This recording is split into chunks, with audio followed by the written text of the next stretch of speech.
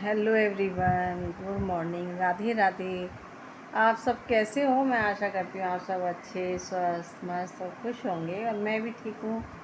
आज मैं अपनी बताने जा रही हूँ अपनी कहानी। कैसे संघर्ष होता है ज़िंदगी में ना, बहुत संघर्ष होता है, तो उसके बारे में मैं थोड़ा सा आप लोगों के साथ भी शेयर करना चाह रही हूँ। कभी कभी जब मन अकेले होते ना, तो फिर उस समय मन बड़ा उदास रहता है, तो उसके लिए मैं आपके सामने थोड़ी सी अपनी लाइफ की बातें शेयर कर रही हूँ। तो जब मेरी शादी हुई थी तो मेरी एज 16 साल की थी, और फिर उस समय मेरे फादर एक्सपायर हो गए थे, और फिर मैं हाई स्कूल में पढ़ती थी। तो उस समय जो उम्र होती है ना, वो बच्चों वाली उम्र होती है। तो उस समय मम्मी ने हमारे जैसे पड़ोस में कह देते हैं कि इससे की शादी करा दो। तो उन्होंने मेरी शादी पड़ोस में किससे कहा, तो उन्होंने कहा हाँ मेरा भतीजा है, वो ऐसे ऐसे। तो इनकी और मेरी एज में काफ़ी डिफरेंस भी रहा। मेरी 16 साल रही, 25 साल एज थी इनकी। तो हम दोनों में 9 साल का डिफरेंट है। और बस फिर वो कहते हैं ना कि जहाँ जोड़ी संजोग होता वहीं शादी होती है।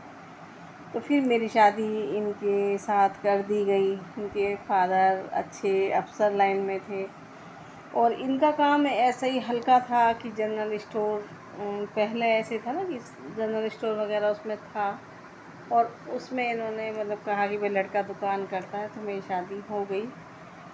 और 1 साल तो मेरा बड़ा अच्छा बीता। कहते हैं ना कि जब बच्चे शुरू शुरू में शादी होती तो बच्चे, ये प्रेगनेंट, मैं मतलब प्रेग्नेंट हो गई थी, मेरी बेटी बड़े वाली।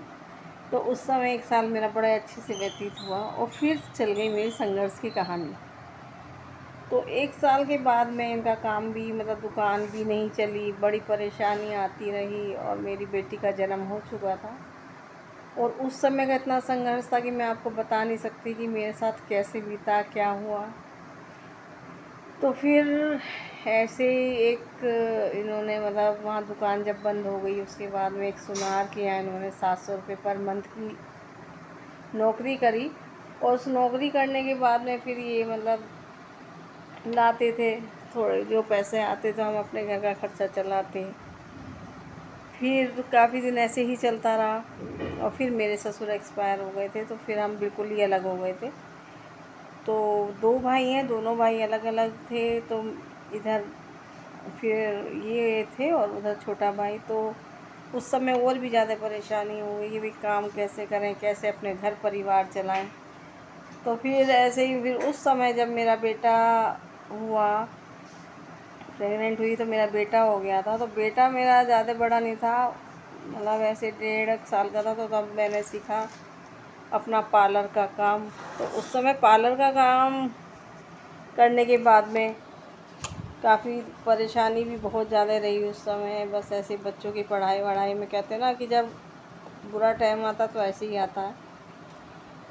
तो फिर उस समय मैंने सीखा, बस ज़्यादा दिन नहीं सीख पाई, 3 महीने में मैंने काम सीखा था। तो उसे मैंने फिर, कहता है, लगन के साथ बड़े अच्छे से सीखा। तो फिर उस करने के बाद में मुझे कहीं भी ना पार्लर की जॉब नहीं मिली। मैं सब जगह ऐसे ही घूमती रही, कोई मुझे कहीं भी अपने पार्लर में काम दे दे। तो किसी ने मुझे कोई काम नहीं दिया कि यहीं सीख लो दोबारा और फिर यहीं जॉब करने लगना।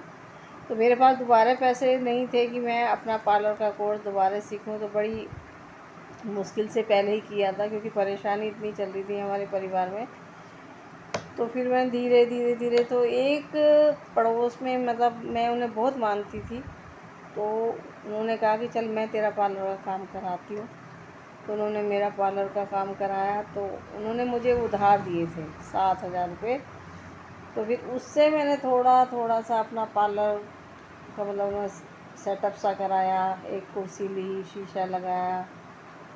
तो मैंने 7,000 से वो काम शुरू कर दिया। तो काफ़ी मतलब ठीक ठाक धीरे धीरे चला। पहले तो पता ही है कि शुरू में काम नहीं चलता है, फिर उसके बाद में धीरे धीरे काम शुरू हुआ, चलने लगा। तो हमारा काम अच्छा खासा मतलब चलने लगा था। तो मेरे जब तक 2 ही बच्चे थे, और बढ़िया से फिर एक बार ऐसा हुआ कि हमारी दुकान जो थी वो किराए की अलॉटमेंट थी। तो वो हमें करनी पड़ी फिर अचानक खाली, क्योंकि दूसरी पार्टी ने वो ख़रीद ली थी, और उसने फ्रॉड से ही आजकल किसी जज को, वकील को, दोनों को उन्होंने पैसे भर दिए। और मतलब ऐसे टाइम खाली कराया कि हम हिस्ट्री भी नहीं ले सकते थे, तो हमारी दुकानें वहाँ से खाली हो गई। फिर दोबारा परेशानी का दौर फिर शुरू हो गया और चलते चलते वह इतनी परेशानी हुई कि मैं 6 महीने तक भी नहीं, मतलब ऐसे झटका लगा बीमारी का कि मैं नहीं उठ पाई। और मतलब हमारे यहाँ इतनी परेशानी हुई कि हम खाने तक को मोहताज होने लगे। बहुत परेशानी हुई क्योंकि हमारा जो मकान वहाँ से खाली हो गया। फिर हम आए अपने मकान में, तो यहाँ मेरे ससुर ने प्लॉट ले रखा था, उसमें ही बना रखा था, तो हमने उसी में आके के कमरे में रहे।